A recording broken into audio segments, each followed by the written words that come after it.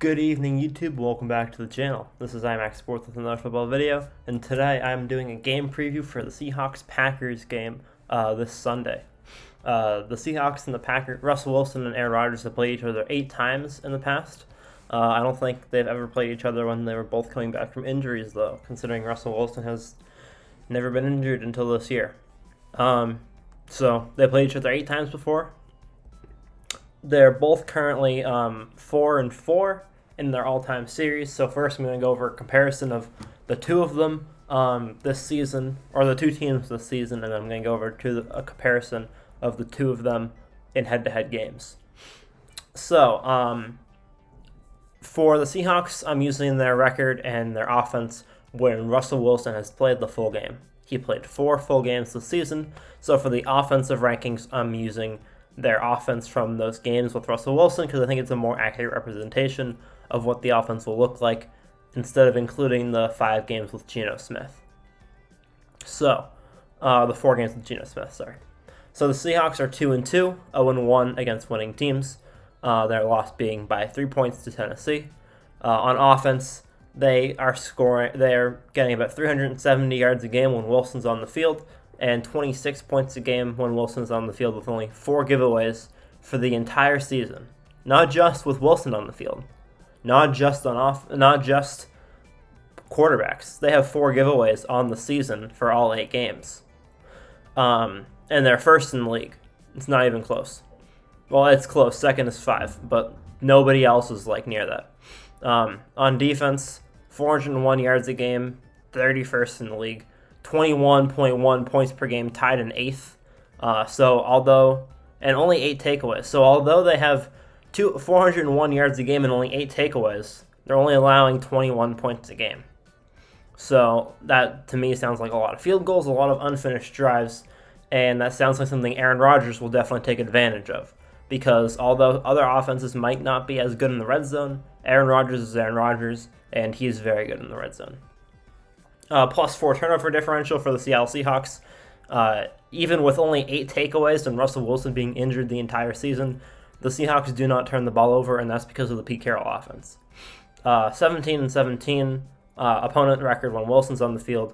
36-31 opponent record for the whole season. So they've played a fairly strong schedule. 500 when Wilson's been on the field, and over 500 for the season as a whole.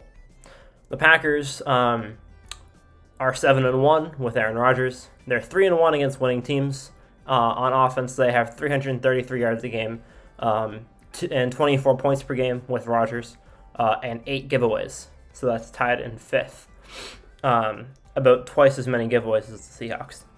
On defense, they have 321 yards per game and 20 points per game with 14 total takeaways. So their defense is stronger in all 3 categories, although the points per game are very similar. They have a plus 6 turnover differential, which is tied in 4th in the league, and they have had a slightly easier schedule, both for when Rodgers was on the field and when Rodgers has been off the field. So slightly easier schedule, considerably easier for the whole season. Seahawks opponents have been 36-31. The Packers opponents have only been 35-40.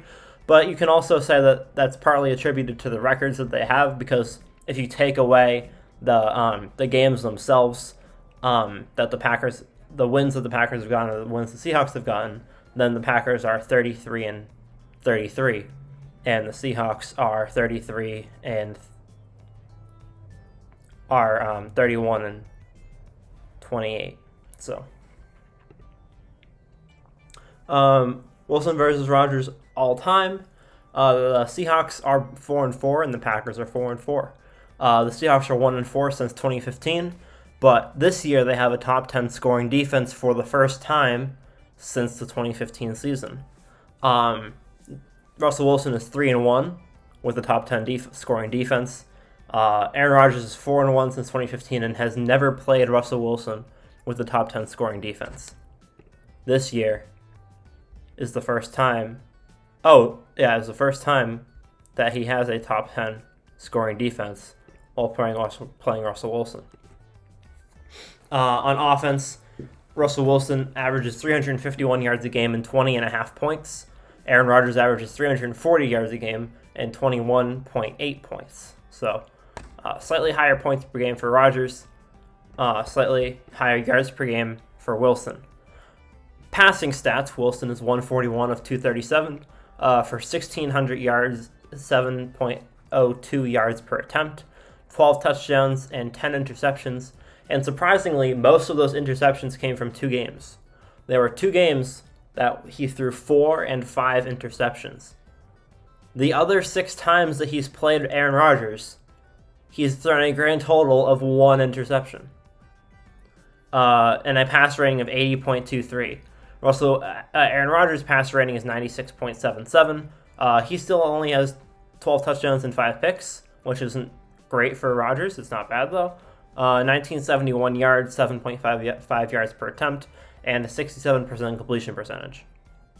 So Wilson either plays fantastically or terribly against Aaron Rodgers, and there's not really an in-between. And Aaron Rodgers usually plays fairly consistently decent without ever really looking like Aaron Rodgers. He's had a few games here and there where there's one game where they played each other where the Packers won like 38-10, and Aaron Rodgers had like 140 passer rating, and Russell Wilson threw 5 picks.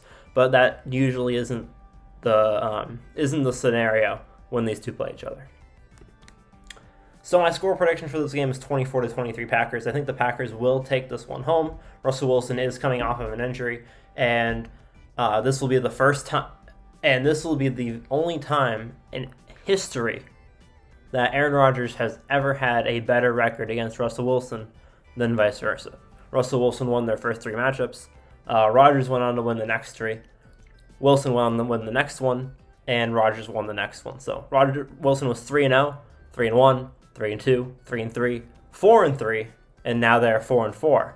And so this game, Aaron Rodgers has the potential to surpass Wilson in all-time record for the first time ever. I think he will.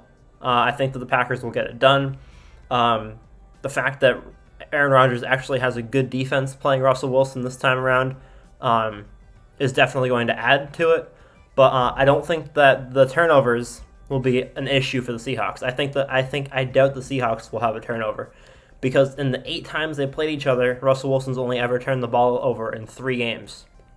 So there's a very minimal chance that the Seahawks turn the ball over, and there's a greater chance that the Packers turn the ball over through looking at history and from this season. So if the Seahawks win the turnover battle by more than 1 turnover, by at least 2, I think the Seahawks win. But if it's within one turnover for the Packers, I think the Packers win the game, because their offenses played together more this season. They're more consistent. Rodgers has been there, and Wilson has been injured. So that is my game preview and analysis for Seahawks-Packers. I hope you guys enjoyed. I tried to put a little bit of effort into this one. I thought it would be a really interesting game to look at. Someone mentioned it in the comments on my video yesterday, so thank you for that. And I think this is a really interesting week of football. There's a lot of really good games. So I hope you guys enjoyed, and I'll see you guys on the next one. Peace.